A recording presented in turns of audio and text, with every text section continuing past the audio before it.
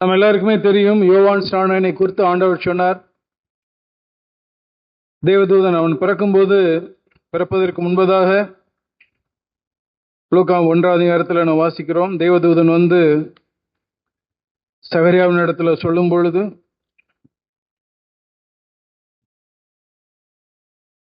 ஒன்று 15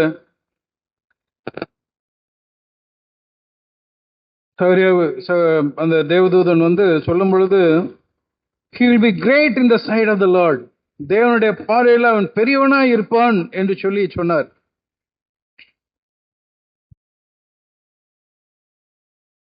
எதனால அவன் தேவனுடைய பார்வையில பெரியவனாய் இருப்பான் என்று சொல்லி தேவதூதன் சொன்னார்?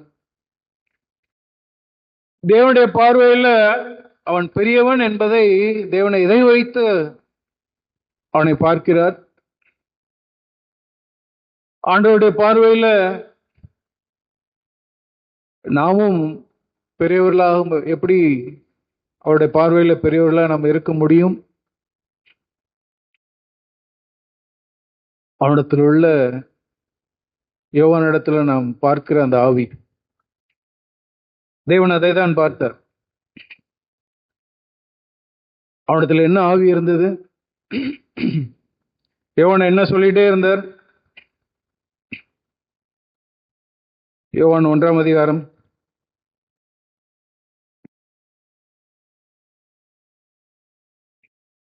தன்னை குறித்து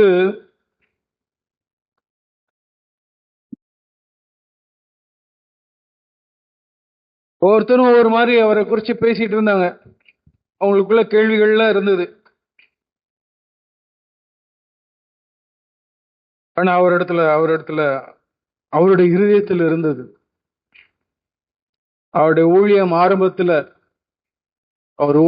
ஆரம்பிக்கிற அந்த நாட்கள்ல அவரிடத்துல இருந்த ஆவி என்ன அப்படின்னா, யோவான் 1:27 வாசிக்கிறோம். எனக்கு பின்பதாக ஒருவர் வருகிறார்,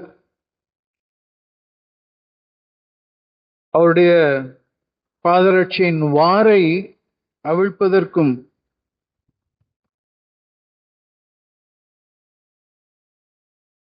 நான் பாத்திரவான் அல்ல. யோவான் ஸ்நானன் இடத்துலயும் அதே ஆவிதான் இருந்தது. அவரிடத்துல இருந்த ஆவி, நான் பாத்திரவான் அல்ல. அவருடைய மினிஸ்ட்ரியோட ஆரம்பத்துல நம்ம எல்லாருமே இதே ஆவியோட கூட தான் நம்ம வந்திருப்போம். ஆனா சவால் நம்ம எப்படி முடிக்க போறோம் என்கிறது தான். அதுதான் நாம் தேவனுடைய பார்வையில நான் பெரியவனாய் இருக்கிறது. தேவனுடைய பார்வையில, மனுஷருடைய பார்வையில் அல்ல. மனுஷருடைய ஒப்பீனியன் எல்லாம் ஜீரோ. ஜாக் சொல்ற மாதிரி அது குப்பை தொட்டிக்கு தான். மனுஷர்கள் நம்மை குறித்து ஆவிக்குரியவர்களோ அல்லது பெரியவர்களோ என்று எண்ணுகிறது, அதனால ஒரு பிரயோஜனமும் இல்லை. ஆனா தேவன் என்னை குறித்து, நம்மளை குறித்து என்ன நினைக்கிறார்? ஏன் யோவானை குறித்து ஆண்டவர் பெரியவர், எல்லாரை காட்டிலும் பெரியவன் என்று ஏன் சொன்னார் அப்படின்னா, அவன் ஆரம்பத்துல மாத்திரம் அல்ல, அவனுடைய ஊழியத்தின் ஆரம்பத்தில் மாத்திரம் அல்ல, ஊழியத்தின் முடிவில் கூட. அப்போஸ்தலர் நடபடிகள் 13ஆம் அதிகாரம் 25வது வசனத்துல, அப்போஸ்தலர் நடபடி 13:25,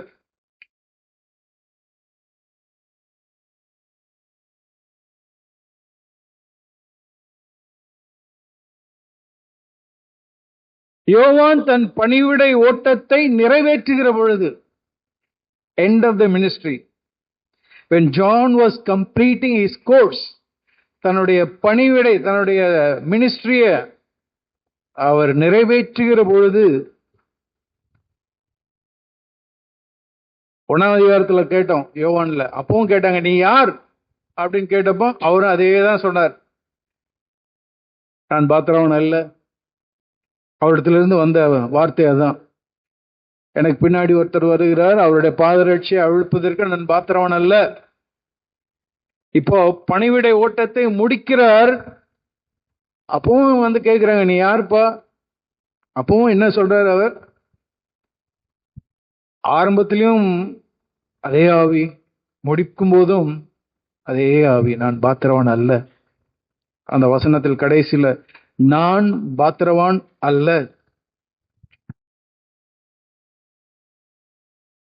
நம்ம வரும்போது நல்லா தான் வர்றோம். நமக்கு இருக்கிற அபாயம்,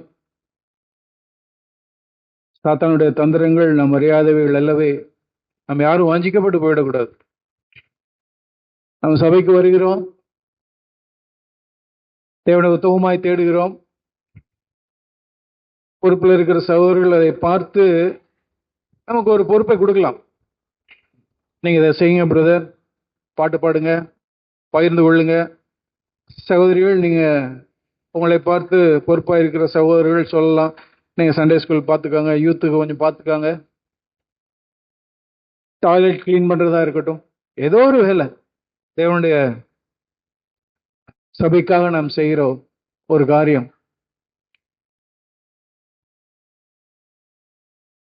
என்ன ஆவியில நாம் செய்யறோம், எதற்காக நாம் அதை செய்யறோம்? ஒவ்வொருவரும் அநேகர் நீங்க இந்த மீட்டிங் நடக்கிறதுக்கு வந்து கிளீன் பண்ணுவீங்க, எத்தனையோ காரியங்கள் சகோதரர்களுக்கு பொறுப்பை கொடுத்துருக்கலாம். என்ன ஆவியில நாம் செய்யறோம்? அதான் மிக மிக நாம் கவனிக்க வேண்டிய ஒன்று. இந்த ஆவியை நாம் இழந்து விட முடியும். நான் பாத்திரவான் அல்ல, யோவான் இடத்திலிருந்து நாம் கற்றுக்கொள்ள வேண்டிய ஒரு காரியம். பணிவிடை ஆரம்பிக்கும் பொழுதும் சரி, முடிக்கும் பொழுதும் சரி, அந்த ஆவியை அவர் காத்துக்கொண்டார். நான் பாத்திரவான் அல்ல. யோவான் ஸ்நானனுடைய ஊழியம் என்ன? ஞானஸ்நானம் கொடுக்கிறது தான் அவருடைய ஊழியம். ஜான் த பேப்டிஸ்ட் பேப்டிசம் கொடுக்கிறது தான் அவரோட ஊழியம். அவரிடத்துல வந்து கேட்டாங்க, எப்ப நீ இவர் இல்லை அவர் இல்லைன்னு எல்லாம் இல்லை இல்லை இல்லைன்னு சொல்லிட்டே இருக்கிற, அப்ப எதுக்கு நீங்க வந்து ஞானஸ்நானம் கொடுக்குற?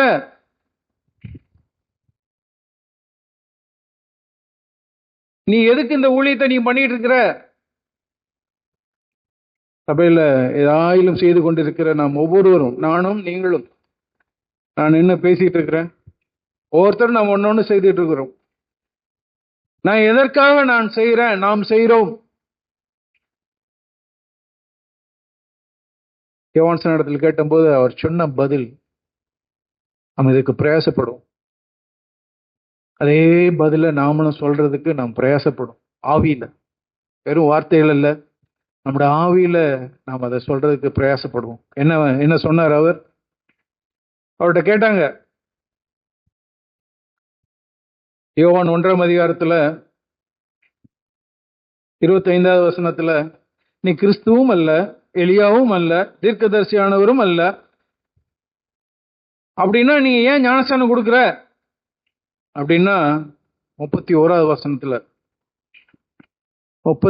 வசனத்துல அதுக்கு பதில் சொல்றார்.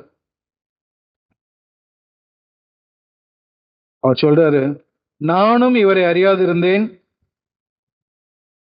அவர் ஏக்கு ஞானஸ்நானம் கொடுக்கிறாருன்னா, இவர், அதாவது இயேசு கிறிஸ்து, இவர் இஸ்ரவேலுக்கு, நம்முடைய ஜனங்களுக்கு வெளிப்படும் பொருட்டாக, that Christ be manifested, எல்லாத்துக்கும் தெரியணும் இவர்தான் கிறிஸ்து என்று வெளிப்படும் பொருட்டாக நான் அந்த ஊழியத்தை செய்யறேன்பா.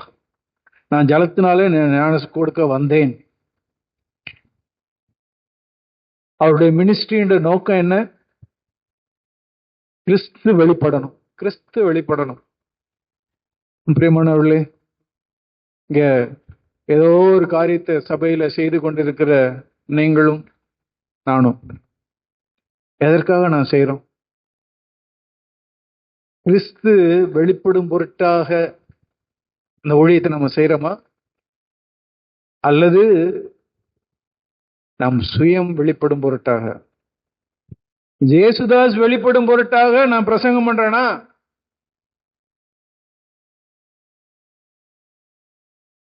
அந்த ஆவி என்னிடத்தில் இல்லை. யோவான் இடத்துல இருந்து அந்த ஆவி என்னிடத்தில் இல்லை. என்னை வெளிப்படுத்துகிற ஆவி, நம்மை வெளிப்படுத்துகிற ஆவி, நம்மை வெளிப்படுத்துகிற ஆவி நமக்கு இருக்கும் என்றால், ஐ ஆம் சம்படி, நான் ஒரு பொருட்டு அப்படிங்கிற காண்பிக்கிறதுக்காக நாம் ஒரு காரியத்தை செய்வோம் என்றால், பிரியமானவர்களே, தேவனுடைய பார்வையில நாம் பெரியவர்கள், மனுஷருடைய பார்வையில் வேணா பெரியவர்களா இருப்போம். நான் முன்னாடி அப்பா பிரதர் நல்லா ஷேர் பண்ணாங்க, நல்ல ஆசீர்வாதமா இருந்தது, இந்த சகோதரர் இன்னைக்கு ஷேர் பண்ணாரு, ரொம்ப ஆசீர்வாதமா இருந்தது சொல்லிட்டு போயிடுவாங்க. மனுஷருடைய பார்வையில நாம் பெரியவர்களா இருக்க முடியும். மனுஷர்களுக்கு முன்பதாக நம்மை வெளிப்படுத்தி விடுவோம். ஆனால் கிறிஸ்து வெளிப்பட்டாரா? என்னுடைய ஆவியில நான் அந்த ஆவியோடு கூட வந்து நாம் செய்யறோமா? ஆண்டவரே, நான் ஒன்றுமில்லாதவனாய் திருச்சபைக்கு வரட்டும் ஆண்டவரே, நான் ஒன்று பெற்றவனாய் நான் இந்த காரியங்களை செய்யட்டும், நான் ஒன்றுமில்லாதவனாய் let me go out as a nobody, நான் ஒன்றுமில்லாதவனாய் வீட்டுக்கு போட்டோம், நான் ஒன்றுமில்லாதவனாய் வீட்டில் ஒன்றுமில்லாதவனாகவே இருந்து விடட்டும்.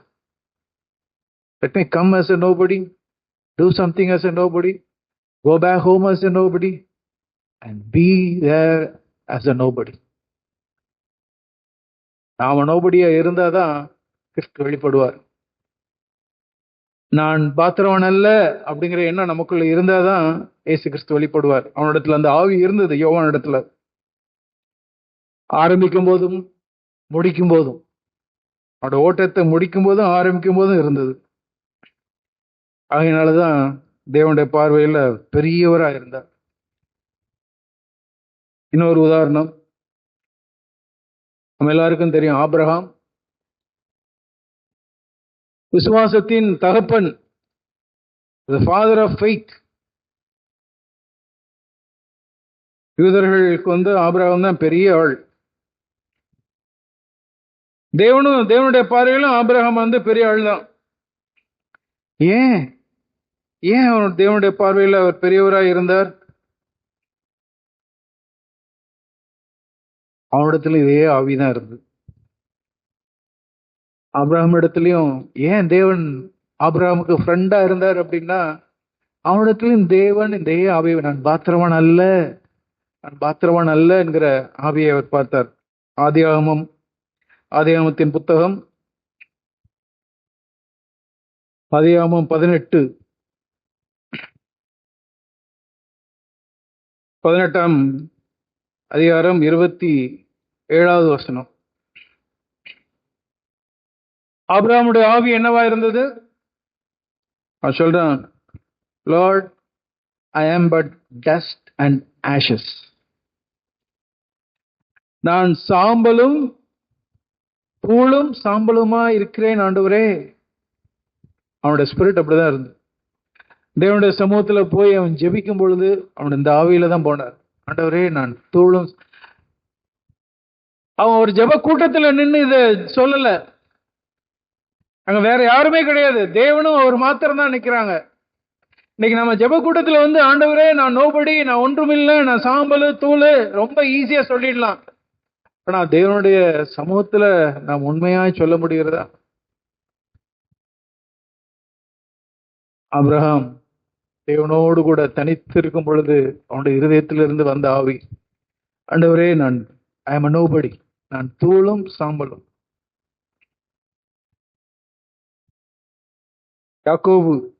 யாக்கோபு ஏன் தேவன் அவனை ஒரு பிரின்ஸாய் மாத்தினார்? இஸ்ரவேலாய் எப்படி மாத்தினார்? அவனத்துல அதே ஆவிதான் இருக்கு. வேதத்துல நீங்க ஃபுல்லா பார்த்தீங்க அப்படின்னா, யார் யார் இடத்துல எல்லாம் இந்த ஆவி இருக்குதோ, ஆண்டவரே, நான் பாத்திரவான் அல்ல. பாருங்க, 32ஆம் அதிகாரம், ஆதியாகமம் 32 10வது வசனம்.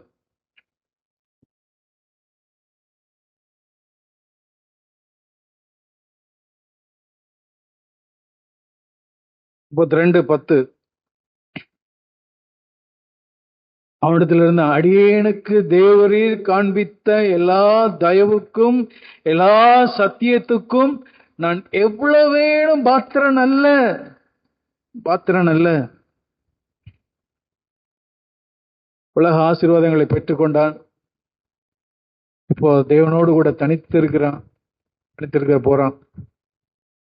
அவனுடைய இதயத்திலிருந்து வந்த வார்த்தை, அடியேனுக்கு ஆண்டவரே நீர் காண்பித்த எல்லா தயவுக்கும்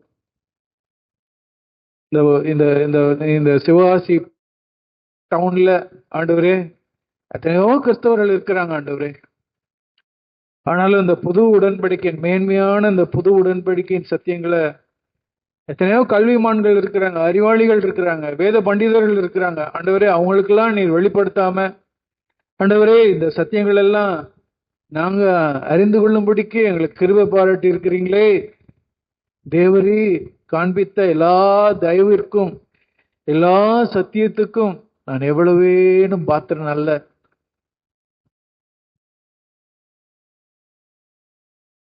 அந்த அதிகாரத்தின் முடிவில் யாக்கோபு இஸ்ரவேலாய் மாறிட்டான். தேவனுடைய பார்வையில் அவன் பெரியவடா இருந்தது. இன்னொரு உதாரணம், இதெல்லாம் நான் ஏன் காண்பிக்கிறேன் அப்படின்னா, நாம் சவாலிடப்படும்படியா நமக்கு சவாலா இருக்கிற புது உடன்படிக்கையில புதிய ஏற்பாட்டில் வாழ்ந்த தேவ மனுஷன் அப்போஸ்தலன் பவுல், அவரும் அதேதான். அவரிடத்திலும் காணப்பட்ட அதே ஆவி. 1 கொரிந்தியர் 15ஆம் அதிகாரம்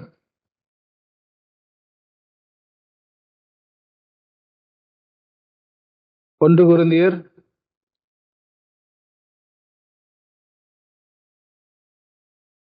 15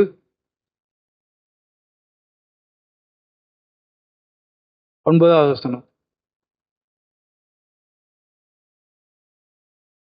அவரிடத்துல அதே ஸ்பிரிட்.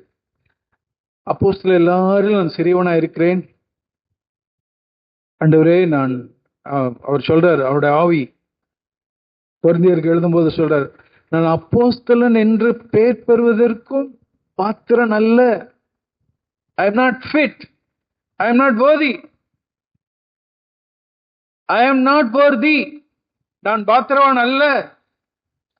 என்னை அப்போஸ்தலன் என்று மற்றவர்கள் எண்ணப்படுவதற்கு நான் பாத்திரவான் அல்ல ஆண்டவரே.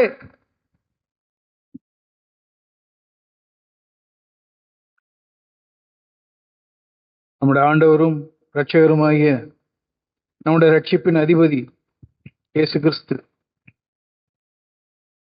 கடைசி வரைக்கும் அவரிடத்துல இதே ஸ்பிரிட் தான் இருந்து. ஆண்டவர், நீங்கள் என்னை ஆண்டவர் என்று அழைக்கிறீர்கள், அது உண்மைதான் அப்படின்னாரு.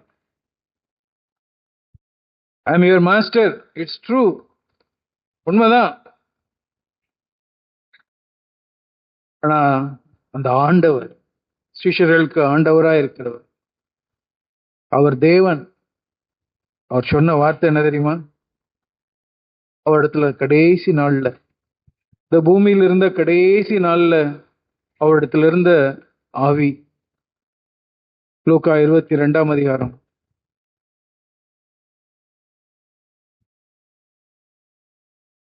22,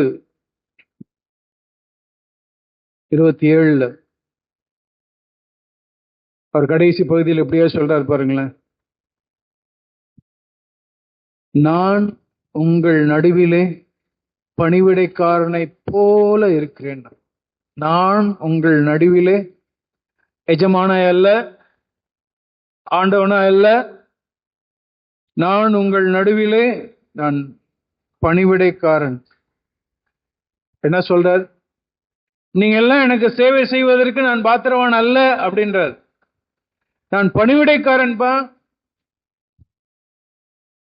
நான் பந்தி இருக்கிறவனை போல இல்ல. நான் எனக்கு பணிவிடை செய்யும்படிக்கு நான் வரல, நீங்கள்லாம் செய்யறதுக்காக நான் வரல. நான் உங்கள் நடுவிலே நான் பணிவிடைக்காரனை போல இருக்கிறேன். ஐ am not worthy to be served. பணிவிடை செய்யப்படுவதற்கு நான் பாத்திரவன் அல்ல.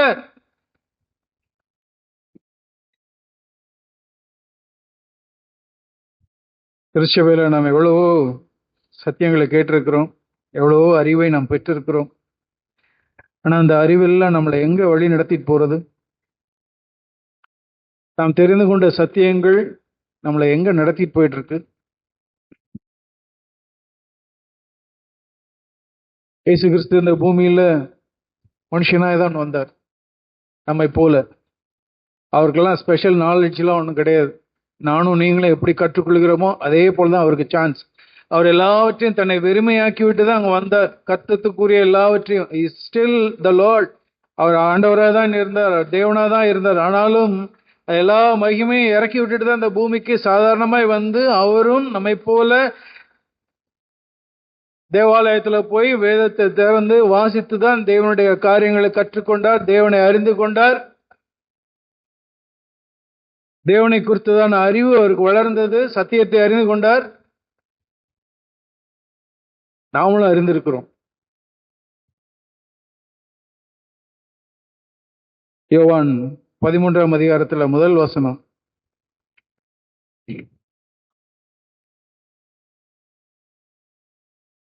பஸ்கா பண்டிகைக்கு முன்னே இயேசு உலகத்தை விட்டு பிதாவின் இடத்திற்கு போகும்படியான தம்முடைய வேலை வந்ததென்று அறிந்து, அவருக்கு அறிவு வந்தது. எல்லாம் ஓகே, நான் இப்ப போக போறேன், உலகத்தை விட்டு பிதாவின் இடத்துக்கு போகும்படியான வேலை வந்தது, உலகத்தை விட்டு போக போறேன். அவருக்கு அந்த அறிவு இருந்தது. ஆனா அந்த அறிவு அவரை எங்க நடத்துச்சு தெரியுமா? கடைசி வரைக்கும் அவருடைய அறிவு எங்க நடத்தினது என்றால், அடுத்த அதே வசனத்துல வாசிக்கிறோம், இவ்வுலகத்தில் இருக்கிற தம்முடையவர்களிடத்தில் அன்பு வைத்தபடியே முடிவு பரியந்தமும் அவர்களிடத்தில் அன்பு வைத்தார். அவர் பெற்றிருந்த அறிவு அவரை எங்க நடத்தினது என்றால், முடிவு வரைக்கும் அன்பில நான் நிலைத்திருக்கணும். எனக்கு யார் என்ன செய்தாலும் சரி, என் கூடவே இருந்து படுத்து என்னோடு கூட உண்டு படுத்து எழுந்த பேதுரு, இவர் யார் என்று எனக்கு தெரியாதுன்னு என்னை கைவிட்டாலும் சரி, என்னோடு கூட உண்டு படுத்து எழுந்து 3 வருடம் என்னால் போஷிக்கப்பட்ட யூதாஸ் காரியத்தை என் முதுகில குத்தினாலும் சரி, இதெல்லாம் நமக்கும் நடக்கும். இந்த உலகத்துல வீட்டுக்குள்ள நடக்கும். அன்பற்ற காரியங்கள் நம்மை நோக்கி வரலாம். ஆனால் சபையில நான் பெற்றுக்கொண்ட அந்த அறிவு எல்லாம் என்னை எங்க நடத்தணும்? இயேசு கிறிஸ்து எங்க நடத்துச்சு? முடிவு பரியந்தும் அவர்களிடத்தில் அன்பு கொண்டார். எனக்கு யார் என்ன செய்திருந்தாலும் சரி, என்னை யார் என்னை கேவலமா ட்ரீட் பண்ணியிருந்தாலும் சரி, என் கணவன் என்னிடத்தில் அன்பு செலுத்தாமல் போனாலும் சரி, என் மனைவி என்னை மதிக்காமல் போனாலும் சரி, நான் பெற்றிருக்கிற அறிவு, திருச்சபையில நான் பெற்றிருக்கிற அறிவு முடிவு புரிந்தும் அவரிடத்தில் அன்பு கூறணும். மாமனாரா இருக்கட்டும், மாமியாரா இருக்கட்டும், மாமியார் மருமகள் உறவா இருக்கட்டும், எதுவா இருக்கட்டும், வேலை ஸ்தலத்துல இருக்கட்டும், முடிவு புரிந்தும். இயேசு கிறிஸ்து பெற்றுக்கொண்ட அறிவு அவர் அந்த இடத்துக்கு தான் போச்சு. 2வது வாசிக்கிறோம், அதே 13ஆம் அதிகாரத்துல 3வது வசனத்துல மறுபடியும் தம்முடைய கையில் பிதா எல்லாவற்றையும் ஒப்பு கொடுத்தார் என்பதையும் தாம் தேவனிடத்தில் வந்ததையும் தேவனிடத்துக்கு போகிறதையும் இயேசு அறிந்து, அவருக்கு தெரியுது, நான் வந்துட்டேன், தேவனிடத்துல இருந்து வந்தேன், இப்ப மறுபடியும் பரலோகத்துக்கு தான் போறேன், நரகத்துக்குலாம் போல. அவருக்கு தெரியும் நான் பரலோகத்துக்கு தான் போறேன், பரலோகம் போறது நிச்சயம். பிதா எல்லாவற்றையும் என் கையில் ஒப்பு கொடுத்திருக்கிறார். எல்லா அதிகாரமும் என் கையில் இருக்கு. வானத்திலும் பூமியிலும் சகல அதிகாரமும் எனக்கு இருக்குது. நான் எதை வேணாலும் செய்யலாம், யாரை வேணாலும் எப்படி வேணாலும் டீல் பண்ணலாம். எனக்கு முழு அதிகாரம் இருக்கிறது. அதை அறிந்து அந்த அறிவு அவர் எங்க நடத்துச்சு? அந்த அத்தாரிட்டி அவர் எங்க வழி நடத்தினது? 4வது வசனத்துல வாசிக்கிறோம், அவர் போஜனத்தை விட்டு எழுந்து வஸ்திரங்களை கழற்றி வைத்து ஒரு சீலையை எடுத்து அறையிலே கட்டிக்கொண்டு தண்ணீரை வார்த்து சீஷருடைய கால்களை கழுவவும் கட்டிக்கொண்டிருந்த சீலையினால் துடைக்கவும் தொடங்கினார். அவர் பெற்றிருந்த அறிவு மனத்தாழ்மைக்கு நேராய் அவரை வழி நடத்தினது. நாம் பெற்றிருக்கிற அறிவு, அவரிடத்துல என்ன அறிவு? நான் பாத்திரவான் அல்ல, மற்றவங்கள் என்னுடைய கால்களை கழுவுவதற்கு நான் பாத்திரவான் அல்ல, மற்றவங்கள் என்னிடத்தில் அன்பு கூறுவதற்கு நான் பாத்திரவான் அல்ல. நான் அன்பு கூறணும், நான் என்னை தாழ்த்தணும், நான் தான் காலை கழுவணும். இதான் கிறிஸ்துவனுடைய ஆவி. பரிசுத்த ஆவியானவர் மூலமாய் நற்செய்தி என்னவென்றால், இயேசு கிறிஸ்து வாழ்ந்த இதே வாழ்க்கை நாம் கடைசி வரைக்கும் நாமும் இதை வாழ முடியும். அதுதான் நற்செய்தி. இயேசு கிறிஸ்து யோவான் 14ஆம் அதிகாரத்துல சொன்னார். அடுத்த அதிகாரத்துல 12வது வசனத்துல, மெய்யாகவே மெய்யாகவே உங்களுக்கு சொல்கிறேன், நான் என் பிதாவின் இடத்துக்கு போகிறபடியால் என்னை விசுவாசிக்கிறவன் நான் செய்கிற கிரியைகளை தானும் செய்வான், இவைகளை பார்க்கிலும் பெரிய கிரியைகளையும் செய்வான். என்ன சொல்றார்? அதிசயங்கள் அற்புதங்களை செய்யறதை குறித்து அவர் பேசல. அது எல்லாருக்கும் கொடுக்கப்படல. ஆண்டவர் மெய்யாய் உண்மையாய் உண்மையாய் சொல்றேன் அப்படின்னு சொல்லிட்டு அவர் சொல்றாரு, என்னை விசுவாசிக்கிறவன் நான் செய்த காரியங்களை நான் எப்படி முடிவு வரையும் அன்பு செலுத்தினோ, எனக்கு துரோகம் செய்கிறவர்களையும் என்னை மறுதளிக்கிறவர்களையும் என்னை என்னை என்னை இன்சல்ட் பண்ணுகிறவர்களையும் நான் எப்படி முடிவு வரையும் அன்பு செலுத்துகிறேனோ அதே போல நீங்களும் செய்ய முடியும். இவளை பார்க்கலாம் பெரிய கிரியைகளையும் செய்வான். எவ்வளவு பெரிய வாக்குத்தத்தம்!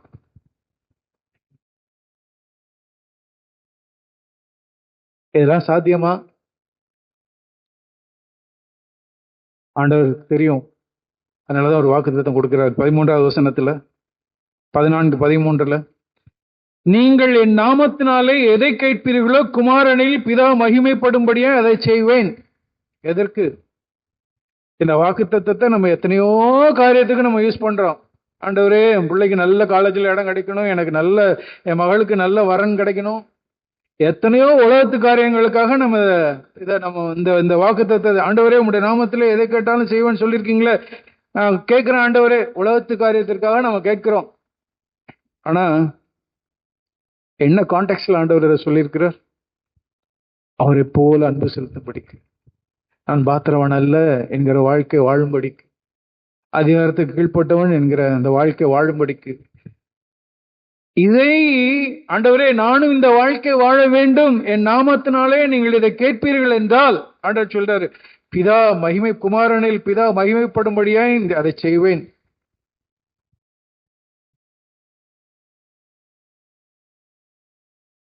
எங்க வீட்டு சூழ்நிலாம் உங்களுக்கு தெரியாது பிரதர், இதெல்லாம் சாத்திய கிடையாது.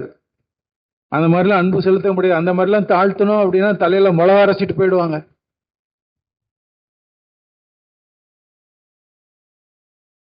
ஆண்டவருக்கு அது தெரியும். நம்ம எந்த அளவுக்கு அவரை விசுவாசிக்கிறோங்கிறது அவருக்கு தெரியும்.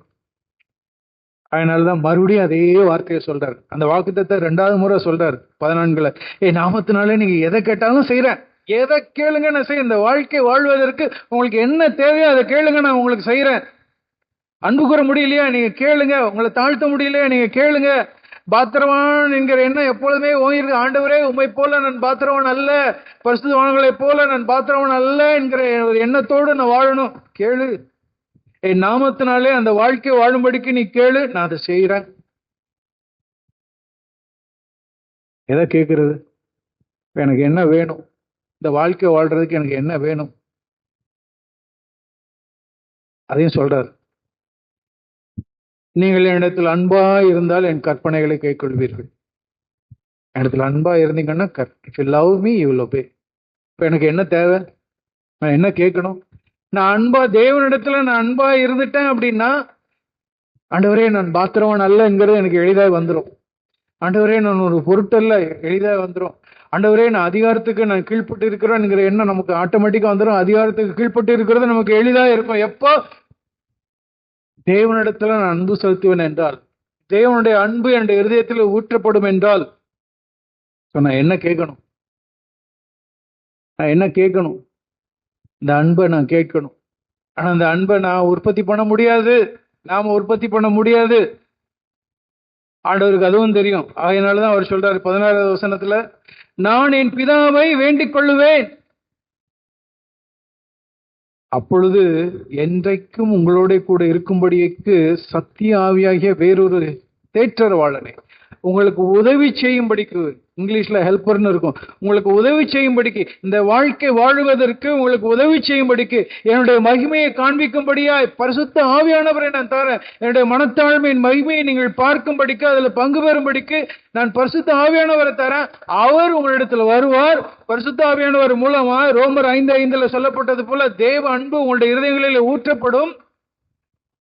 அந்த தேவ அன்பு இருதயத்தில் ஊற்றப்படும் பொழுது, பரிசுத்த ஆவியானவர் மேல ஊற்றப்படும் பொழுது கற்பனையில கை கொள்வது உங்களுக்கு எளிதா இருக்கும். அதை சொல்லிட்டு தான் ஆண்டவர் சொல்லுவாரு 19ஆம் வசனத்துல, நான் பிழைக்கிறபடினால் நீங்களும் பிழைப்பீர்கள். நான் பிழைக்கிறேன், அதாவது இங்கிலீஷ்ல எப்படி போட்டிருக்கேன், பிகாஸ் ஐ லிவ். நான் வாழ்கிறபடினால், ஆங்கிலத்தில் அப்படிதான் போட்டிருக்கேன், பிகாஸ் ஐ லிவ். நான் வாழ்கிறபடினால் நீங்களும் வாழ்வீர்கள். அவர் மரித்து உயிர் தெழுந்ததுக்கு அப்புறம் இதை சொல்லல, மரிக்கிறதுக்கு முன்னமே இதை சொல்லியிருக்கிறார். என்ன சொல்றாரு? நான் இப்பேற்பட்ட வாழ்க்கை வாழ்ந்திருக்கிறேன் இல்லையா, இந்த வாழ்க்கையை நான் வாழ்ந்தபடியினால் நான் எப்படி பரிசுத்த ஆவியானவருடைய பலத்தோடு கூட அபிஷேகத்தோடு கூட நான் அந்த வாழ்க்கை வாழ்றனும், அதே போல நீங்களும் இந்த வாழ்க்கை வாழ முடியும். நான் பிழைக்கிறபடினால், நான் வாழ்கிறபடினால் நீங்களும் வாழ்வீர்கள். அருமையான வாக்குத்தத்தம். இந்த வாழ்க்கை நமக்கு சாத்தியம். இந்த வாக்குத்தத்தங்களை நம் இருதயத்தில் வைத்துக் கொள்வோம். ஆண்டவரே, எனக்கு உம்முடைய அன்பை ஊற்றுங்க, தேவனுடைய அன்பை என் இதயத்தில் ஊற்றுங்க. எல்லாம் எழுந்து நிற்போம்.